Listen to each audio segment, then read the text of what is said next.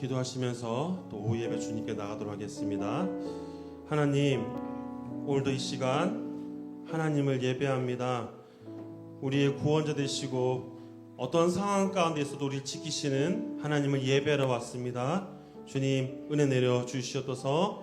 찬양으로 주님께 나아갈 때 우리의 마음이 열려지게 하시고 오늘도 은혜로운 하나님께 드리는 예배가 되도록 역사하여 주시옵소서. 예수님의 이름으로 기도합니다. 아멘. 오늘도 이 시간 생명의 주 말씀 간절한 마음으로 찬양하겠습니다.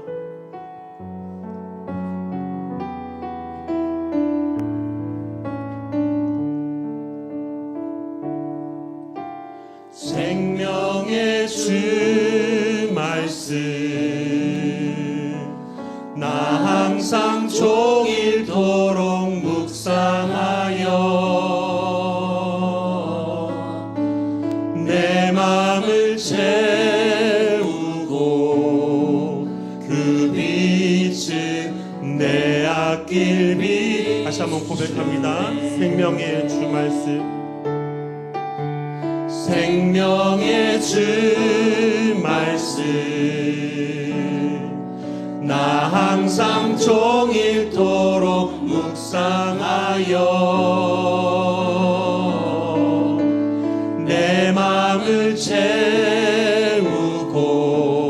그 빛을 내 앞길 비추네. 주 말씀 내 발의 등이요 내 길에 빛이오니 주님의 양식으로 나 살겠네. 생명의 주 말씀 다시 고백합니다. 생명의 주 말씀 생명의 주 말씀 나 항상 종일토록 묵상하여 내 마음을 채우고 그 빛을 내 앞길 비추네.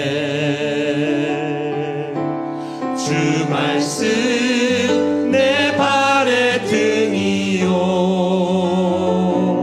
내 길에 빛이오니 주님의 양식으로 나 살겠네. 생명의 주 말씀 내 발의 등이요 주 말씀 내 발의 등이요 내 길에 빛이오니 주님의 양식으로 나 살겠네. 생명의 주 말씀 생명의 주 말씀 생명의 주 말씀. 아멘. 오늘도 주님 약속을 붙잡고 저희 나가겠습니다.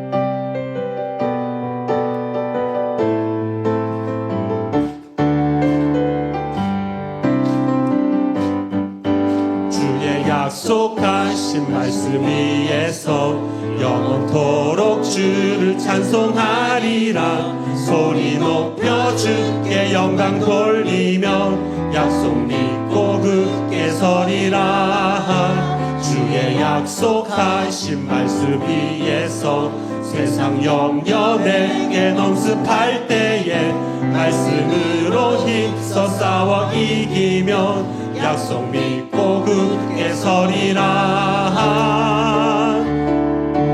성령의 검을 들고 구원의 두 글을 쓰고 믿음의 방패와 진리의 뒤로 말씀 위에 굳게 서리라. 성령의 검을 들고 구원의 두 글을 쓰고 곧 하나님의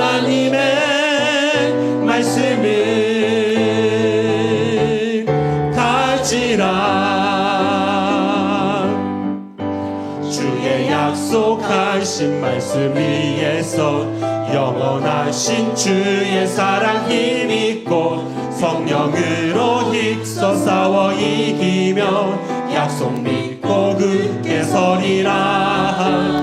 주의 약속하신 말씀 위에서 성령 인도하는 대로 행하며 주님 품에 항상 안식 얻으며 약속 믿고 굳게 서리라.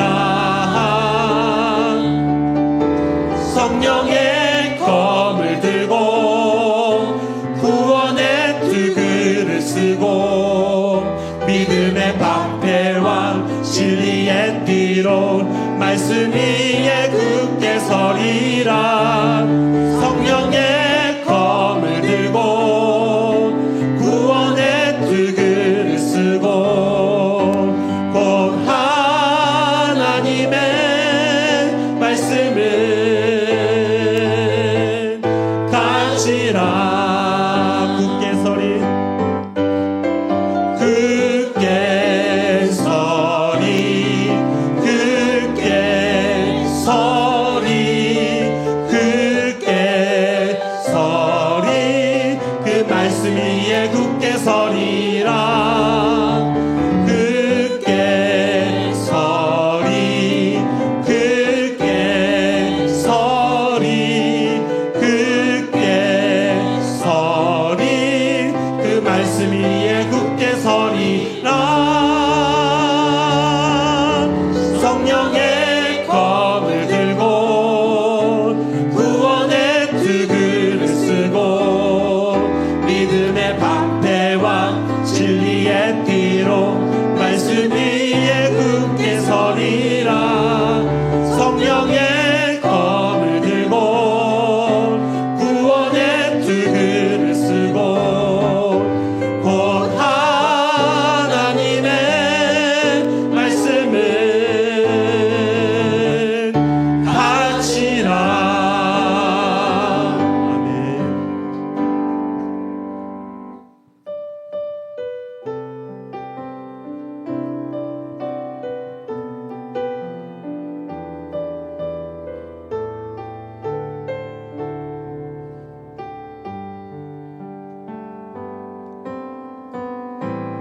나의 소망 되신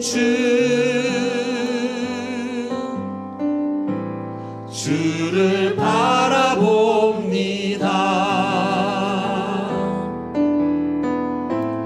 다시 오실 나의 왕 예수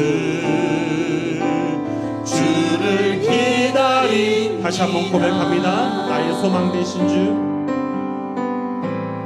나의 소망 되신 주를 바라봅니다.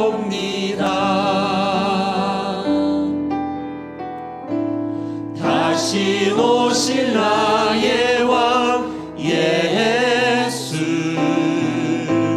주를 기다립니다. 밤이나 낮이나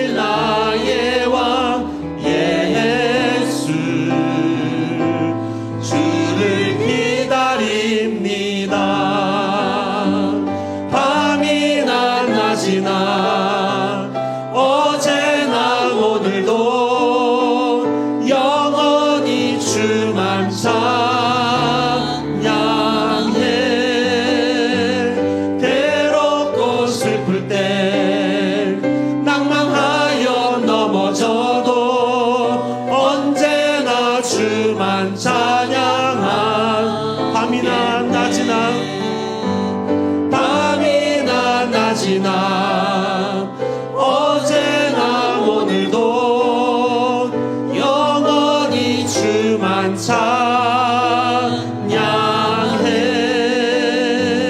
괴롭고 슬플 때 낭만하여 넘어져도 언제나 주만 찬양하게. 언제나 주만 찬양하겠네.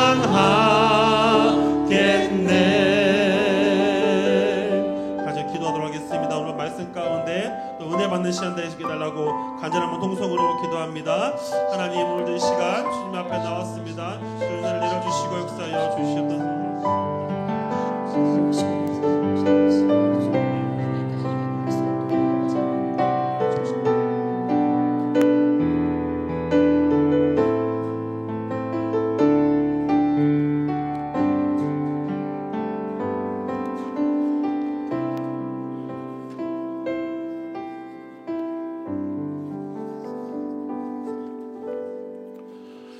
하나님, 오늘도 내일도 변함없이 우리를 지키시는 주님만을 예배합니다.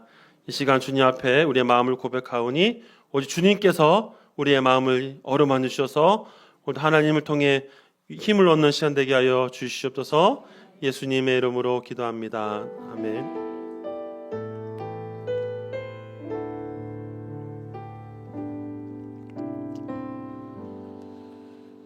하나님 말씀 보도록 하겠습니다. 구약성경 시편 88편 1절부터 우리 18절까지 말씀 같이 한 절씩 교독하시고 마지막 절은 합독하도록 하겠습니다.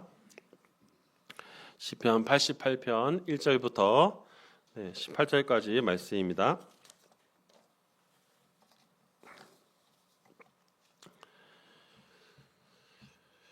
여호와 내 구원의 하나님이여, 내가 주야로 주 앞에 부르짖었사오니 나의 기도가 주 앞에 이르게 하시며 나의 부르심에 주의 길을 길어 주소서. 물은 나의 영혼에는 재난이 가득하며 나의 생명은 수월에 가까웠사오니 무덤에 내려가는 자 같이 인정되고 힘없는 용사 같으매 죽은 자 중에 던진 바 되었으며 죽임을 당하여 무덤에 누운 자 같으니이다. 주께서 그들을 다시 기억하지 아니하시니 그들을 주의 손에서 끊어진 자이니이다. 그래서 나를 깊은 웅덩이와 어둡고 음침한 골짜기에 두었사오며 주의 노가 나를 심히 누르시고 주의 모든 파도가 나를 괴롭게 하셨나이다. 주께서 내가 아는 자를 여기서 멀리 떠나게 하시고 나를 그들에게 가증한 것을 되게 하사오니 나를 갇혀 나갈 수 없겠나이다. 곤란으로 말미암아 내 눈이 새하였나이다. 여호와여, 내가 매일 주를 부르며 주를 향하여 나의 두 손을 들었나이다. 내 기이한 일을 보시겠나이까? 유령들이 일어나 주를 찬송하리까? 주의 인자하심을 무덤에서 주의 성실하심을 멸망 중에서 선포할 수 있으리이까? 흑암 중에서 주의 기적과 이짐을 땅에서 주의 공의를 알 수 있음이니까. 여호와여, 오직 내가 주께 부르짖었사오니 아침에 나의 기도가 주의 앞에 이르리이다. 여호와여, 어찌하여 나의 영혼을 버리시나이까? 내 얼굴을 내게서 숨기셨나이까? 내가 어릴 적부터 고난을 당하여 주께 되었사오며 주께서 두렵게 하실 때에 당황하였나이다. 이 진노가 내게 넘치고 주의 두려움이 나를 끊었나이다. 이런 일이 물같이 종일 나를 애우며 함께 나를 둘러쌌나이다. 주는 내게서 사랑하는 자와 친구를 멀게 떠나게 하시며 내가 아는 자를 흑암에 주셨나이다. 아멘. 기도하겠습니다. 하나님, 또 이 시간 주님 앞에 성도들이 나왔습니다.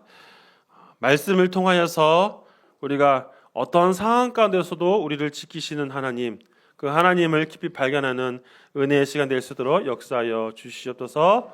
예수님의 이름으로 기도합니다. 아멘. 네, 오늘 이렇게 오후 예배 오신 우리 성도들에게 오늘도 말씀이 주는 힘이 있기를 소망합니다.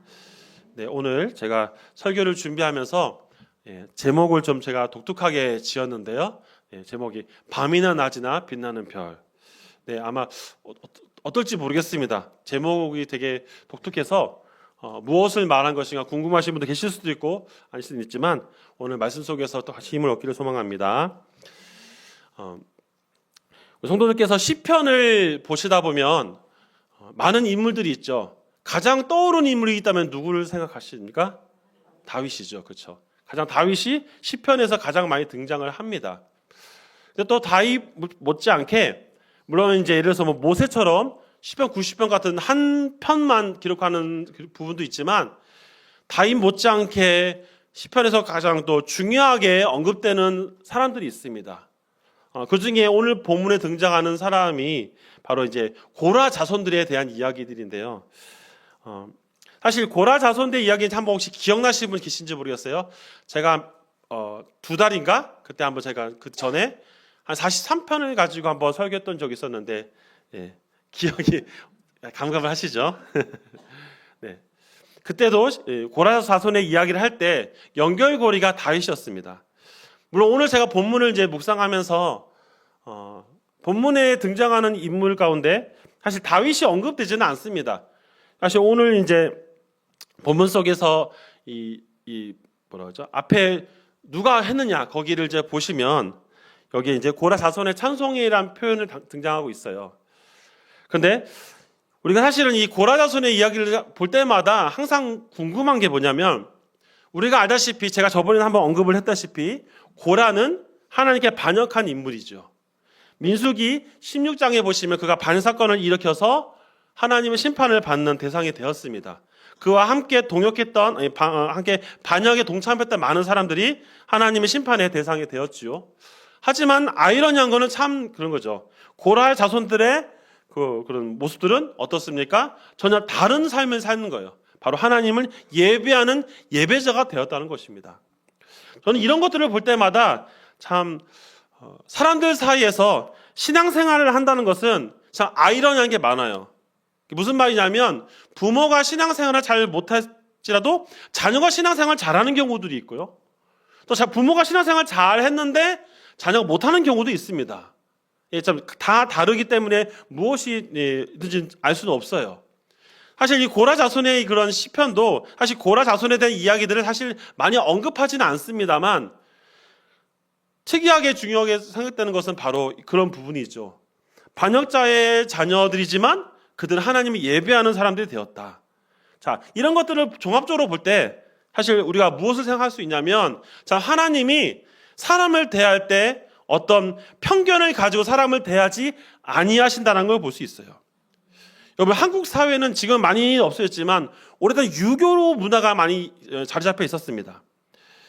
우리가 알다시피 옛날 우리 어르신들은 유교 문화에 많이 잡혔기 때문에 어떤 부모가 뭘 하면 당연히 그 자녀가 꼬리표처럼 따라가는 경우가 있어요.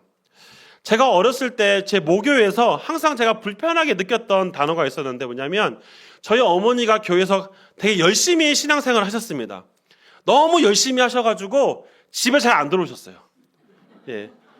너무 교회에만 사셔가지고 저희 아버지가 또 허용을 하시는 바람에 항상 어렸을 때 여동생과 둘이서 집에서 가끔 그런 생각을 합니다. 우리 어머니가 혹시 목사님이신가 그런 생각이 들 정도로 권사님이신데 교회 너무 충성을 하셔가지고 집에 잘 안 들어오세요. 그래서 어떤 얘기를 하냐면 제가 교회 가서 인사를 하면 사람들이 그냥 저 임찬병이라는 사람으로 이해하는 게 아니라 누구 권사님 아들. 저희 어머니가 너무 활동을 많이 하다 보니까 저희 섬기는 교회에서 유명 인사가 됐거든요. 모르시는 분이 없게 됐어요. 그러다 보니까 저는 뭐라고 하죠? 자연스럽게 어떤 제 이름은 없어지고 그렇게 따라가는 경우가 있었습니다. 좋은 부분도 있지만 나쁜 부분도 있어요. 어머니가 뭔가 잘못을 하면 저까지 나쁜 사람이 되고, 아주 활동을 많이 하시면 저까지 좋아지고. 장단점은 있습니다만 청소년 시기에 참 그런 부분들이 좀 부담스럽긴 했습니다.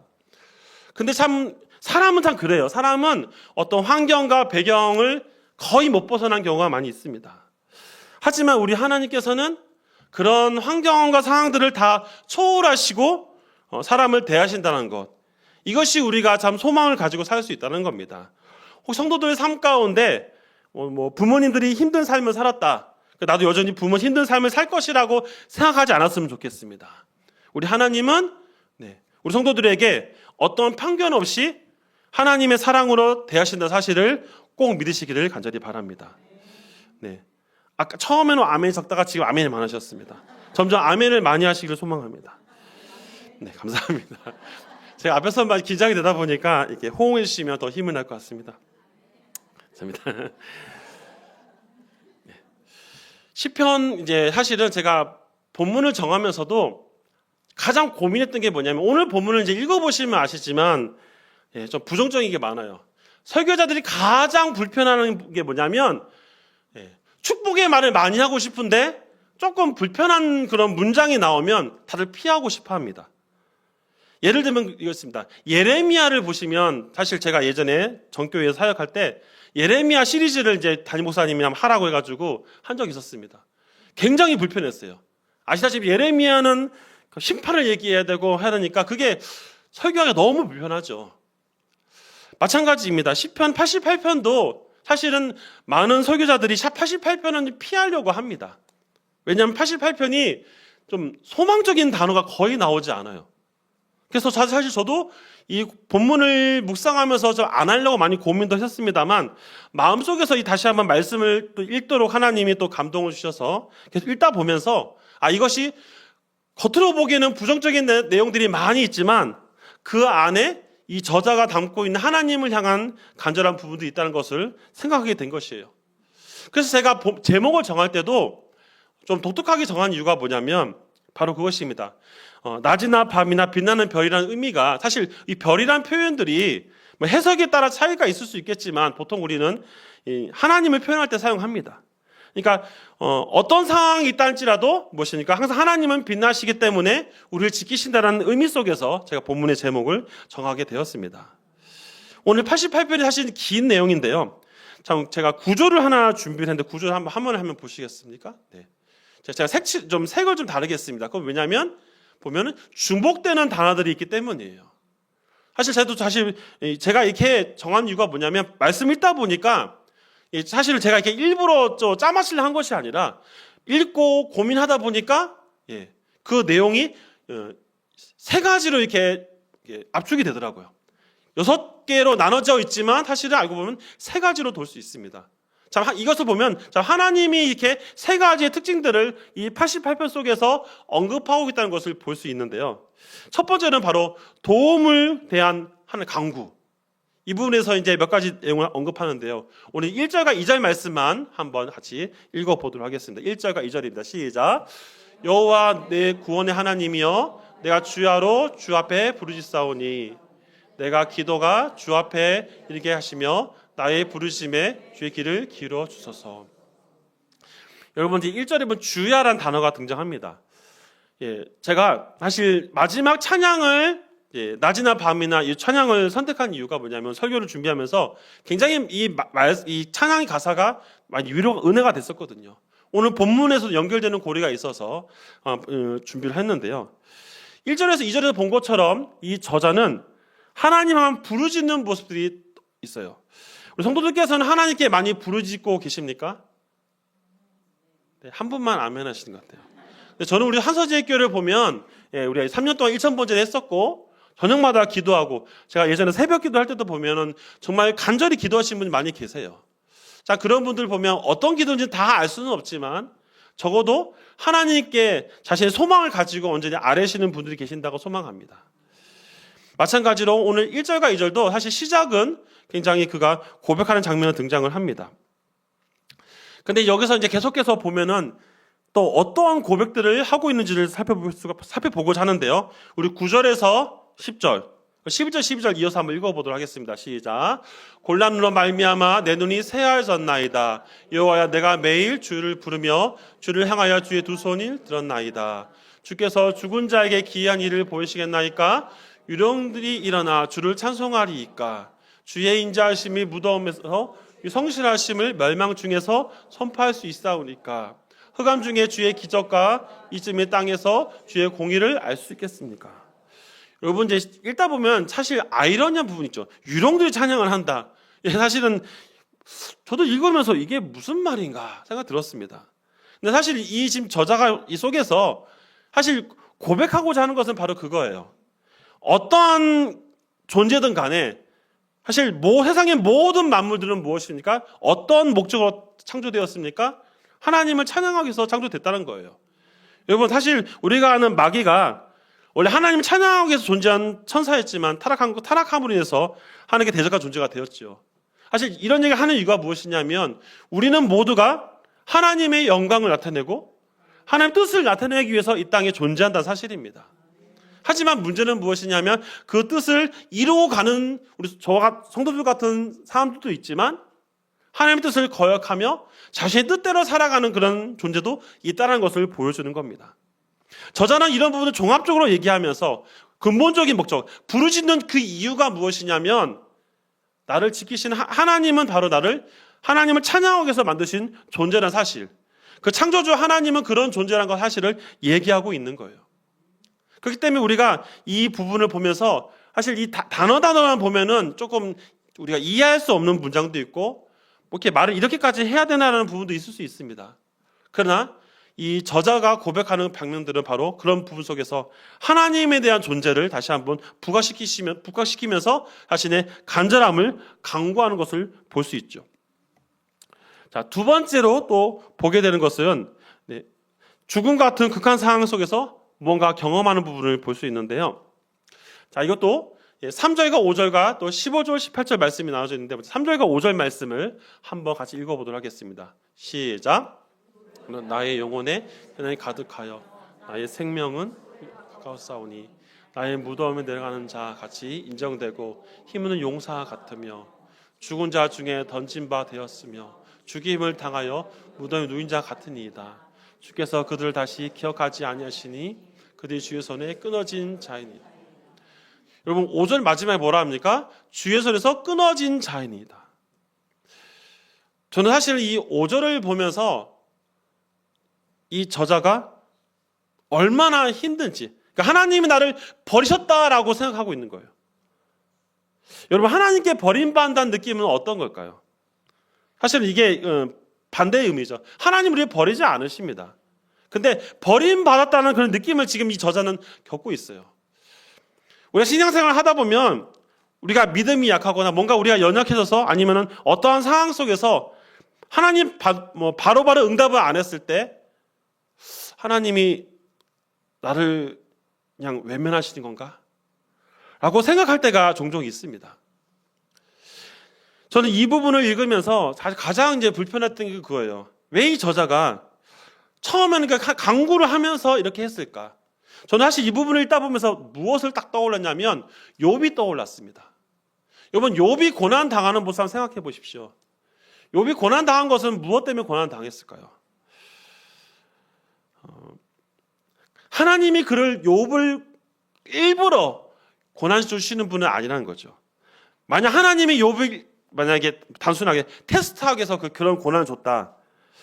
그건 하나님을 오해하시는 겁니다. 여러분 지금 그 부분을 다루는 부분은 아니지만 한번 생각해 볼 것은 무엇이냐면 욥이 고난 당한 것의 대부분은 마귀의 공격부터 시작됐습니다. 그때 하나님은 어떻게 하셨습니까? 그 생명만은 지키시려 하셨어요. 아니 지키셨죠. 하려 한 게 아니라 지키셨죠.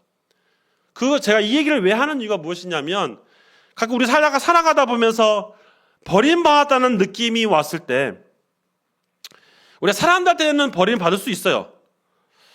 하지만 하나님은 나를 버리시게 되면은 어떻게 됩니까? 우리의 인생은 진짜 소망이 없는 거죠. 사랑하는 성도 여러분, 우리가 이 주일날 교회에 오는 이유가 무엇입니까? 주일뿐만 아니라 매일매일 시간 될 때마다 우리 또 수요일이나 새벽이나 교회에 모든 행사가 있을 때마다 수시로 교회 오는 이유가 무엇입니까?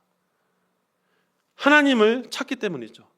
하나님은 나를 버리시지 않는다라는 확신 때문에 오시는 거 아닙니까? 이 오후 시간까지 남아서 예배드리는 근본적인 이유는 바로 하나님이 나의 소망이 되시기 때문입니다. 저자는 그럼에도 불구하고 자신이 버림을 받았다라는 그런 생각들을 가지고 있습니다. 그러니까 얼마나 힘든다라는 표현들을 하고 있어요. 우리 성경을 읽다 보면 그냥 문장만 읽으면 오해하는 경우는 종종 많이 있습니다. 아, 이 사람은 하나님 버렸다 생각하는구나. 때로 하나님이 버릴 수도 있겠구나라는 그런 오해를 불러일으킬 수 있습니다. 그러나 우리가 분명히 시편을 보면서 이해할 것은 뭐냐면 이 저자가 그렇게 힘든 상황 속에 있다라는 것을 보여주고 있어요. 계속해서 15절과 18절 말씀을 같이 한번 읽어보도록 하겠습니다. 15절 18절입니다. 시작. 내가 어릴 때부터 고난 당하여 죽게 되었사오며 주께서 두렵게 하실 때에 당하나이다. 주의 진노가 내게 넘치고 주의 두려움이 나를 끊으나이다. 어떤 일이 물같이 종일 함께 나를 둘러쌌나이다. 주는 내게 사랑하는 자와 친구를 멀게 떠나서 하시며 내가 아는 자를 흑암에 두셨나이다. 네. 점점 이 15절과 18절도 그런 부정적인 단어들이 많이 등장을 하고 있습니다. 그러나 우리가 이 부분 속에서 앞에 3절과 5절의 말씀과 연결시켜서 다시 보여야 될 건 뭐냐면 무엇을 이해되냐면 이 부분 속에서 우리 한 가지만 기억하셔야 돼요. 그건 뭐냐면 저자가 많이 힘들다. 사랑하는 성도 여러분, 인생을 살아가시면서 정말 힘든 경우도 있으시죠? 다른 사람에게 말은 할 수 없지만 너무 답답해서 때로는 앉아만 있는데 눈물이 막 나올 때가 있습니다. 그럴 때 있죠.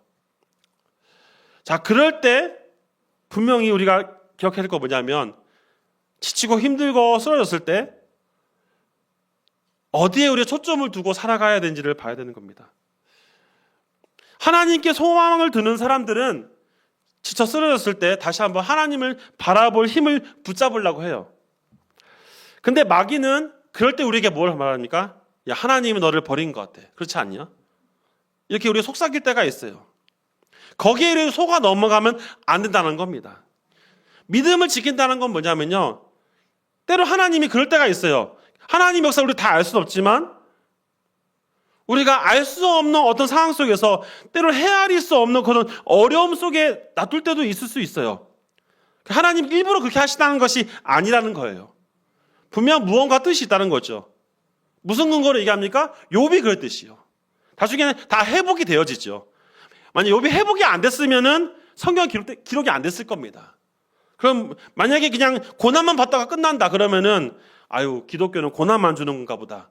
하나님 우리 고난만 주시는 분인가 보다 라고 오해할 수 있다는 거예요. 하지만 항상 성경의 마지막은 무엇입니까? 해피엔딩은 끝나요. 왜요? 하나님이 그렇게 회복시켜 주시는 분이니까요.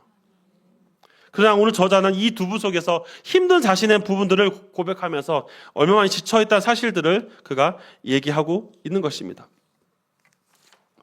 또 세 번째로 그는 하나님께 부르신 자의 호소의 부분을 다루고 있는데요. 우리 한번 6절과 8절 말씀 같이 한번 읽어보도록 하겠습니다. 6절 8절입니다. 시작. 주께서 나를 깊은 웅덩이와 어둡고 음침한 곳에 줬사오며 주의 노가 나를 심히 누르시고 주의 모든 파도가 나를 괴롭게 하셨나이다. 주께서 내가 아는 자를 내게서 멀리 떠나게 하시고 나를 그들의 가증한 것이 되게 하사오니 나는 갇혀서 나갈 수 없게 되었나이다. 네, 점점 더 이렇게 어떻게 보면 암흑에 빠지는 저자의 모습을 볼 수 있습니다. 사실 18절까지 보면 또 이런 부분이 반복되는 부분이 많이 있어요. 근데 사실 제가 성경 전체적으로 다시 계속 몇 번을 반복해서 이 부분을 읽어봤습니다. 88절을요. 88장 8편을요. 근데 사실 주 핵심은 18절에 끝나는 것이 아니라 어디에 있냐면 앞부분에 있다는 사실입니다. 저자가 정말 고백하고자 하는 부분들은 1절과 2절인데 다시 우리 1절과 2절 말씀을 다시 한번 읽어보겠습니다. 저자의 마지막이 고백하는 부분이 오늘 본문 1절과 2절 말씀인데요. 같이 읽겠습니다. 시작. 여호와 내 구원의 하나님이여 내가 주야로 주 앞에 부르짖사오니 나의 기도가 주 앞에 이르게 하시며 나의 부르짖음에 주의 길을 길어 주소서. 저자가 지금 분명하게 하는 게 뭡니까? 나의 부르짖음에 주의 길을 기울여 주소서. 호소하는 거예요. 그러니까 사실 88편의 끝은 다른 어떤 응답이란 표현은 없어요. 하지만 한 가지 우리가 좀 하나님의 놀라운 어떤 경험들이 있다고 생각한다면 바로 2절에 등장하는 하나님 어떤 그런 길을 기울여 달라는 표현입니다. 성경이 88편을 통해서 결국 말하고자 하는 것은 뒤에 있는 힘든 부분들을 얘기하려는 것이 아니라 그 상황 속에서 저자가 뭘 합니까? 마치 사람들이 말할 때 하나님이 널 버렸어라고 말하는 그 상황 속에서도 나는 하나님께 귀를 기울이며 하나님을 찾습니다. 왜냐하면 그분은 빛나는 별이기 때문이에요. 마귀가 아무리 나에게 이상한 말로 여러 가지 하나님이 없는 것처럼 뭔가 환경을 통해서 말한다 할지라도 저자는 뭘 얘기합니까? 나는 귀를 기울이면서 하나님께 눈을 돌립니다. 그리고 그 빛나는 주님을 보기를 소망합니다. 그것이 88절이 말하고자 전체적인 말하고자 하는 저자의 고백입니다. 저는 그래서 이 부분을 묵상하면서 제목을 다시 한번 그렇게 정하게 된 것입니다. 우리가 낮에는 밝기 때문에 잘 보이고 문제가 없습니다. 하지만 밤이 되면 어떻습니까? 아무것도 보이지 않죠. 마찬가지입니다. 우리 신앙적인 영적인 상황을 보십시오. 우리의 마음이 낮이면 상관이 없습니다. 하지만 우리의 마음이 밤일 때 어떤 일이 벌어집니까? 아무것도 보이지 않아서 지치고 쓰러질 때가 있습니다. 자, 그때 우리는 무엇을 봐야 됩니까? 끝까지 날 지키신 하나님을 봐야 됩니다. 그것이 다시 무엇입니까? 하나님 믿는 믿음이라는 거예요. 사랑하는 성도 여러분, 때론 성경은 좀 어렵게 기록될 때가 있어요. 우리가 해석하기 좀 어려운 부분도 있을 수 있습니다. 하지만 결국 근본적으로 우리가 성경을 보면서 우리가 이해할 건 뭐냐면 결국 하나님은 하나님의 백성들을 지키시는 분이라는 겁니다. 그래서 저자가 그 간절함을 가지고 1절과 2절을 통해서 하나님께 나의 길을 기울여 주시옵소서, 듣기를 소망합니다 라고 얘기하는 것입니다. 말씀을 정리하면서요, 그렇다면 우리가 하나님의 뜻을 계속 알기 위해서는 어떻게 해야 될까요? 되게 뻔한 얘기 같습니다. 말씀과 기도라고 다 말하죠. 그런데 사랑하는 성도 여러분, 솔직하게 한번 생각해 보십시오. 말씀과 기도가 쉽습니까? 어렵습니까? 네, 한 분도 쉽다는 말씀 안 하시네요. 네, 어렵습니다. 근데 생각을 다르게 하면 쉽습니다. 무슨 말이냐면 간절함을 가지면 성경을 읽을 수가 있고요, 간절함을 가지면 기도할 수 있어요. 무슨 근거로 얘기하냐면 제가 대학을 졸업하고 신학교를 이제 하나님 부르심 받고 신학교를 가기 전에 제가 신학기 입시 시험을 처음에 이제 일반 학과를 나오다 보니까 신학 공부를 제대로 해보지 못했어요. 그래서 한 3번이나 이제 낙방을 하고 3번째 만에 신학교를 들어갔는데 이 3년이나 기간 동안 하나님께서 성경을 읽게 하셨어요. 처음에 성경 읽는 게 너무 힘들었어요. 사실 저도 청소년 있을 때까지 성경을 제대로 읽어보진 않았습니다. 네. 그러다 대학교 가서 그냥 이제 기독교 학교 가서 처음 이제 성경을 좀 많이 접하게 됐지만 제대로 성경을 이해하지 못했어요. 그래서 이제 3년 동안 하나님께서 성경을 묵상하게끔 시간을 훈련을 시키셨거든요. 근데 마음속에 갈급함이 오죠. 1번 떨어지고 2번 떨어지고 3번째 떨어지니까 갈급함이 와요. 그러니까 뭡니까? 생각이 집중적으로 성경을 읽게 되더라고요. 계속해서 성경을 읽다 보니까 갈급하니까 성경이 읽어져요. 평상시에는 원래 1시간도 앉아서 책을 못 보던 사람인데 정말 간절하니까 어떻게든 이제 부르심 받았으니까 신학교 가야 되니까 성경을 읽으니까 저도 몰랐어요. 그렇게 오래 앉아 성경을 읽게 될지 몰랐습니다. 간절하니까 성경을 읽게 되었고 결국 하나님께서 신학교 공부를 시키고 목사가 되게 하셨던 거예요. 두 번째로 기도도 마찬가지입니다. 저도 사실은 기도를 참 길게 못하는 사람들입니다. 근데 제가 길게 기도한 적이 있어요. 언제냐면 제가 이제 신학교를 졸업하고 이제 강도사고시 보기 전에 제가 목사가 되기 전에 한 가지 해결해야 되는 문제가 있었습니다. 그것은 뭐냐면 결혼 문제였습니다. 근데 제가 지금의 아내를 만나기 전까지 34년을 모태솔로로 있었습니다. 여자분들 다 저를 싫어했었어요. 왜 싫어하는지 몰랐는데 이제 좀 있으면 강사 인원을 받고 이제 1년 지나면 목사 안수를 받아야 되는데 아직 짝을 만나지 못했습니다. 그때 제가 누가 기도하라 시키지 않았어요. 제가 사역이 끝나면 집에 안 가고 어차피 집에 기다릴 사람도 없으니까 기도했어요. 원래 그전에는 기도하면 잠을 자거나 아니면 기도가 제대로 못한 사람인데 간절하니까 절실하니까 제가 밤새도 기도하는지 몰랐어요. 나중에 기도하다 보니까 누가 나 이게 어깨를 치더라고요. 알고 보니까 담임 목사님이 이제 임전사 집에 가. 고마워 집에 가. 나 문 잠가야 돼. 간절하니까 기도를 하게 되더라고요.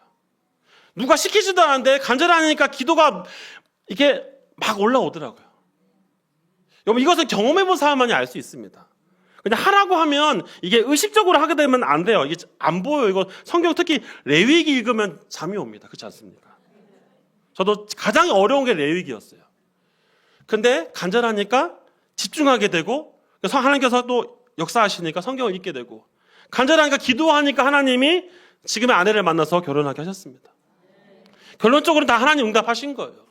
과정 속에서 너무나 힘들고 때로는 제가 정말 결혼 때문에 목사를 못할 수 있겠구나라는 정말 나 하나님 아니 내가 진짜 사도 바울처럼 독신을 살아야 되는 것인가라는 그런 정말 절박한 마음 속에서 하나님 앞에 기도하면 하나님 나는 어떻게 해야 됩니까? 라고 계속해서 대에 물을 때 때로 처음에 하나님 아무 말씀 안 하셔가지고 계속해서 붙잡고 야곱이 그게 야복강에서 씨름하듯이 간절함으로 기도하며 하니까 결국 하나님이 응답하시는 겁니다. 마찬가지로 성도 여러분 귀를 기울이셔서 듣겠나이다라고 계속해서 하나님께 아뢰면 반드시 하나님은 응답하신다는 사실입니다. 사랑하는 성도 여러분 말씀을 정리하면서 앞으로 신앙생활 하면서 성도들 삶 가운데 힘들고 어려운 일이 계속 생기겠죠. 그때마다 낙심하거나 좌절하는 것이 아니라 생명을 주시고 은혜를 주시는 하나님을 바라보며 하나님을 통해 큰 힘을 얻기를 간절히 바랍니다. 기도하겠습니다. 하나님, 낮이나 밤이나 어떤 상황가 있어도 주님은 우리를 지키시고 환한 빛으로 이루어주시는 분임을 믿습니다. 오늘 저자가 너무 힘들고 지쳐서 그가 버림받은 같은 그런 절망적인 상황까지 있었지만 1절과 2절에서 고백한 것처럼 주님께 귀를 기울이는 그의 고백을 발견합니다. 그래서 그만큼 간절하고 하나님을 향한 소망이 있기 때문에 하나님 결코 나를 버리지 아니하신다는 확신 때문에 그가 그 어떤 상황 속에서도 기도할 수 있는 것을 봅니다. 사랑하는 성도들도 삶 가운데 정말 말할 수 없는 힘들과 고통이 따라온다 할지라도 그 상황을 아시고 위로하시고 힘을 주시는 주님을 바라보면서 새 힘을 얻을 수 있도록 역사하여 주시옵소서. 예수님의 이름으로 기도합니다. 네, 교회 소식 알려드리겠습니다. 네, 일단 우리 오늘부터 내일까지 우리 청소년부가 수련회를 갑니다. 은혜롭게 잘 맡을 수 있도록 도와주시고 또 우리 담임 목사님께서 또 귀한 여정을 우리 다녀오시는데 아무 문제 없이 잘 다녀올 수 있도록 목사님을 해서 또 사모님과 우리 위해서 또 그래서 돌아오셔서 사역도 잘할 수 있도록 담임 목사님을 위해서 기도해 주시기 바랍니다. 또 이 시간 우리 어제까지 우리 청년부 수련회가 은혜롭게 잘 마쳤는데요. 청년부 수련회가 영상을 하나 준비한 게 있다고 합니다. 영상을 잠시 한번 보도록 하겠습니다.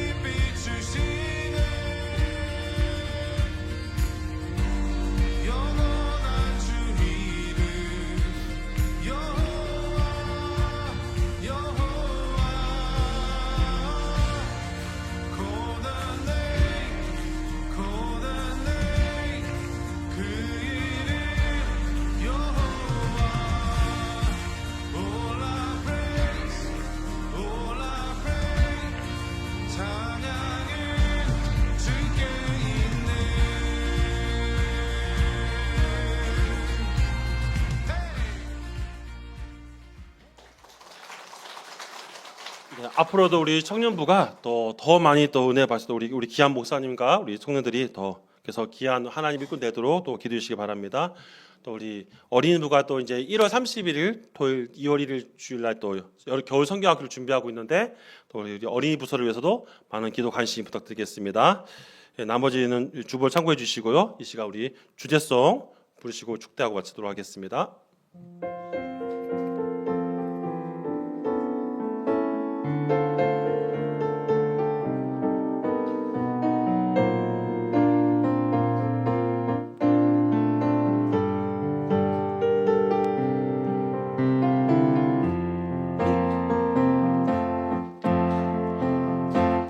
우리 모여 노래하며 예수 이름 부르세. 어제 같은 슬픔 잊고 오늘 다시 찬양해. 우리 모여 손뼉 치며 예수 이름 기대해. 소망 중에 기뻐하고 주를 향해 춤추세. 우리가 기쁨과 소망 잃어버려 노래할 이유 모른다 해도 주님 사랑의 열정 끝없이 우리를 부르네. 선하신 주님을 기뻐하라. 선하신 주님께 감사하라. 그의 사랑 늘 한결같네. 그날이 올수록 기뻐하라. 그날을 볼수록 감사하라. 주의 날이 곧 임하시네. 선하신 주님을 기뻐하라. 선하신 주님께 감사하라. 그의 사랑 늘 한결같네. 그날이 올수록 기뻐하라. 그날을 볼수록 감사하라. 주의 날이 곧 임하시네. 기뻐해. 이제는 우리 주 예수 그리스도의 은혜와 하나님의 사랑하심과 성령의 교통하심이 오늘도 우리의 모든 상황 가운데 인도하시는 주님만을 바라보기 원하는 여기 있는 모든 성도들 머리 위에 이제로부터 영원토록 함께 있을지어다. 아멘.